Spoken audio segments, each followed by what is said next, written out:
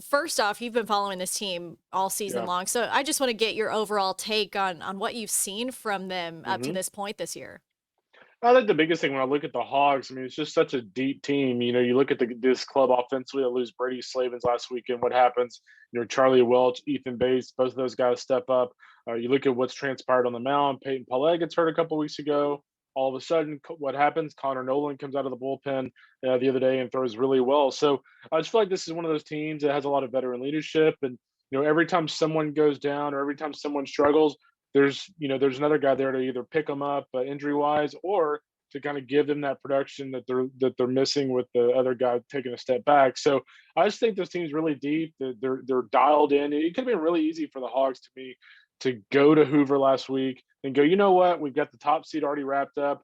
Like we have nothing to play for here. But instead, they kind of resorted back to what got them there. Dave Van Horn going into the week wasn't real sure how he was going to use Kevin Kopps. What happens? He calls the cops twice during the week. So this team's just really dialed in, and I can't wait to see what they do in the postseason. I think they're going to go obviously very far.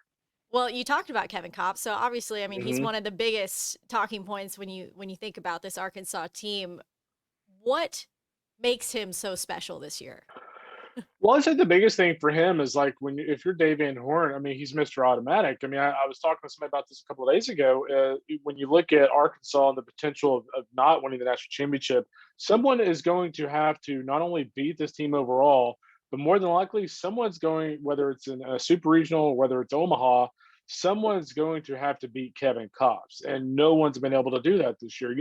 You had Tennessee hit a home run off of him the other day. Teams have scored a run or two off of him at times, but for the most part, like even when he gives up a home run, like he did the other day, when he gives up a home run, it's like strikeout, strikeout. So when I look at a guy like that with his slider and his cutter and his ability to command the zone and just the way he's kind of dialed in, like I'm trying to see a scenario where like someone can actually knock him out at TD Ameritrade, and like we all know how cavernous that place can be. That's just really hard to fathom, right? I mean, he's been that good. Yeah, and we've also talked about him potentially getting some big time postseason awards, and the main one that people are looking at is the Golden hmm Spikes. But pitchers, much less relievers, really get noticed Yeah. for that type of award. Do you think that Kevin Kopps might be the exception? He should be. I mean, I think you look around the country, and obviously, I think a little bit is going to depend on how far teams get. But obviously, you're going to have guys like Kumar and Jack Leiter in the mix. Yeah. But I mean, if you look at the number one team in the country, undisputed, they've been that way, since about the fourth week, fifth week of the season. When you look at their success, I mean, it all kind of goes back to Kevin Kopps, and so it's very uncommon to see a reliever get any kind of major national award like that. Yeah. But this is funny enough, right? This is a really unique year, and this is a unique situation to where I think he probably deserves it. Another guy who's been pretty crucial to Arkansas this year is Casey Opitz, obviously coming back after that shortened Yeah. draft last year. What do you think he means to this team this year? Well, I know Dave Van Horn was the happiest man alive whenever he wasn't drafted because, this is a guy that, I think to me, I mean, I get it. Like his offensive numbers aren't overwhelming, but, he'll get big hits for you. Defensively, he's been terrific. I think back to last week in the SEC tournament when teams tried to steal third on him twice. He gunned down both of the guys. Him getting Enrique Bradfield from Vanderbilt over at third base on that throw out.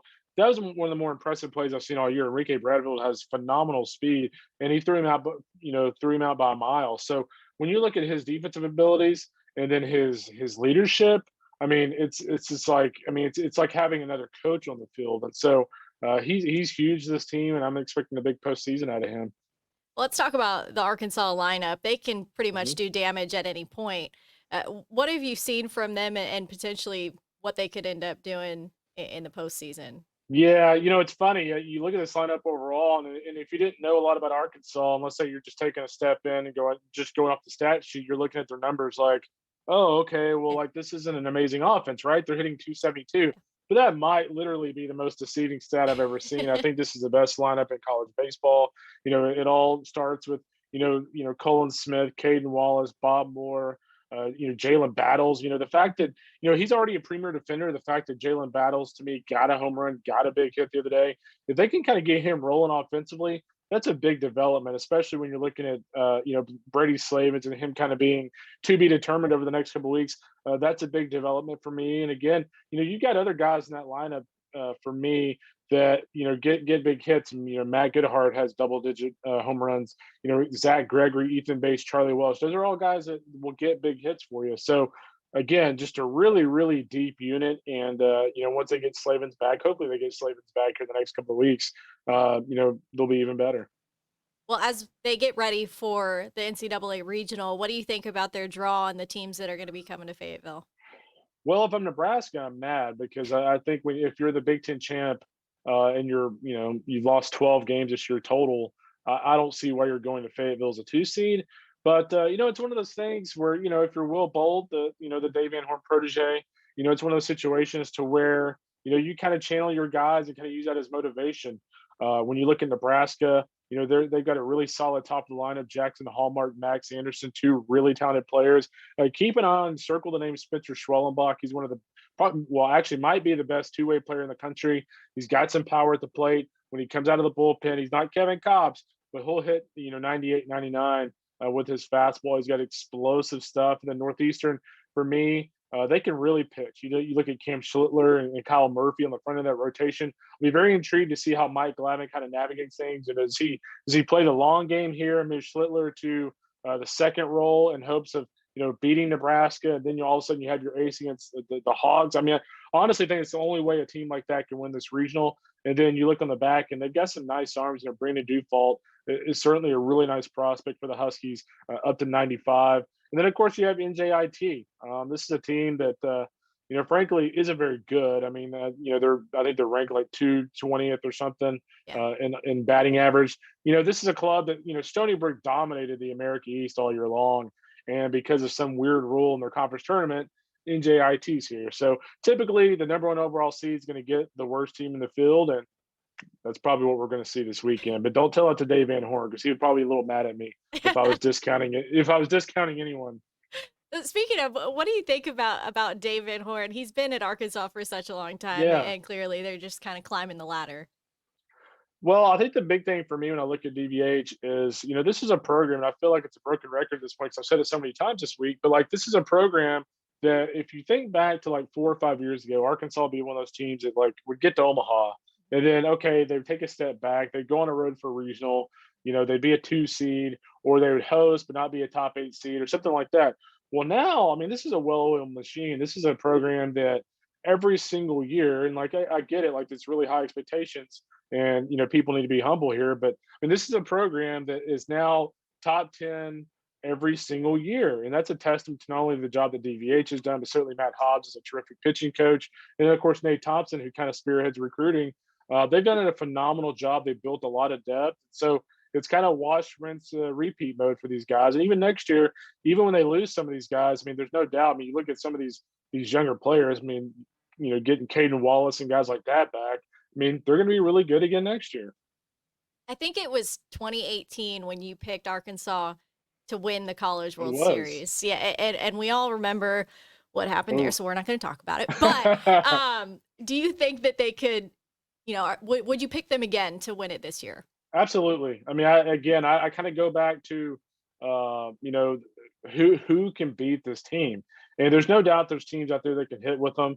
But the problem with a club like Arkansas is when you have a weapon like Kevin Cobbs, Mhm. is like you're going to have to score a bunch of runs on them. Like you're going to have to get up on them early. The recipe for success against a team like Arkansas is you got to get up, 6, 7, 8 runs early and just make them where they're playing catch up the whole game. So they can't just turn the game over to Kevin Cobbs.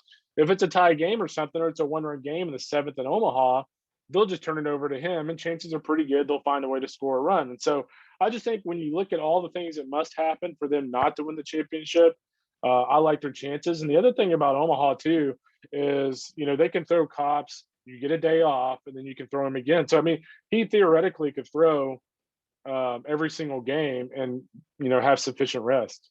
Yeah, when you talk about cops and the tournament situation, I Hmm. think this entire season, some people were Hmm. skeptical about if Arkansas had the pitching to go through an entire tournament type setting. Do you think you've seen what you need to see from that pitching staff? I have, and I'm not going to pat myself on the back too much here, but when we debated as a staff earlier this year, I was really high on Arkansas. I think I had them at like 5 or 6 my first pass through on our top 25, and like one thing we kind of discussed was, a couple of other guys were kind of like, I don't know about their pitching, and I was like, just trust me. Like when you look at this pitching staff, like I get it. Like Patrick Wicklander is not like your typical like Kumar Blaine Knight starter, but like he's good. And guys like Caleb Bolden, obviously Peyton Paulette's hurt now, but like Paulette's a premium talent. So I just looked at this pitching staff and said, you know what? Okay, we don't have the three like stud weekend starters that some of these teams usually have, but what we do have is Ryan Costu, Connor Nolan, Elijah Trest, Kevin Kopps, and the list. Zeb Vermillion. The list kind of goes on. Jackson Wiggins, and so the talent is plentiful on this pitching staff, and I just really thought that would matter more than we don't have a set rotation with bona fide Jack Lighters and Kumar Rockers.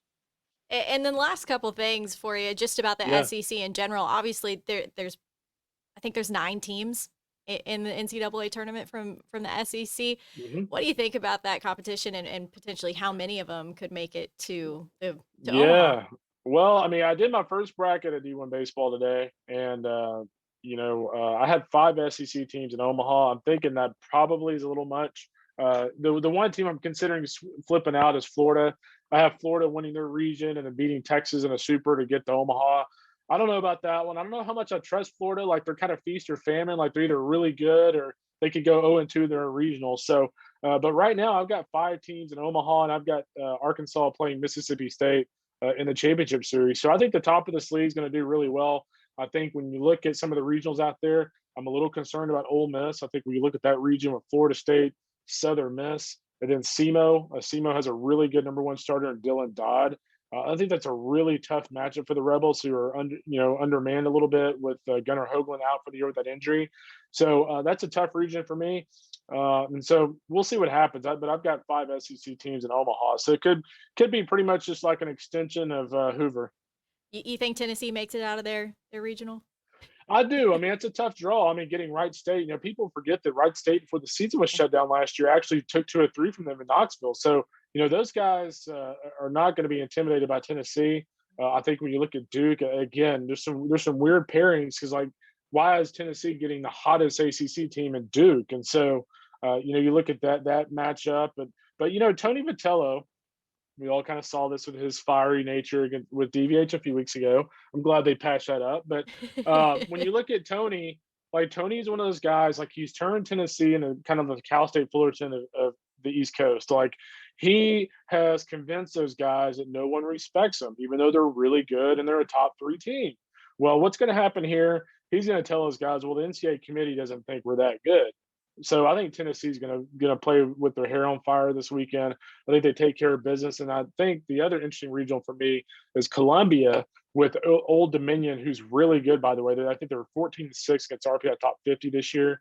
And then you look at Virginia. We talked about Duke being a hot ACC team. Virginia also a really hot ACC team. Andrew Abbott, circle that name. He's going to start against South Carolina on Friday afternoon. And so South Carolina, Virginia and ODU. That's a really good regional. I don't know who wins that one, to be honest with you. Like I flipped a coin pretty much and went with Virginia.